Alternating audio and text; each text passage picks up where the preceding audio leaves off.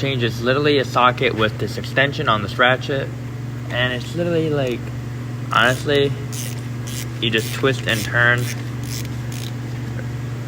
and then when you twist and turn, all the oil should come out of the filter.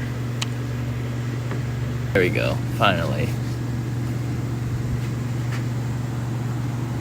Next you want to do is tighten it down.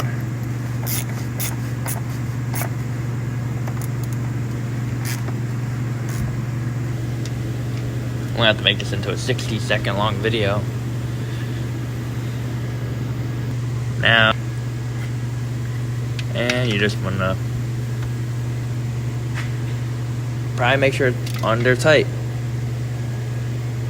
Alright, it's under tight. Next is putting oil into the engine.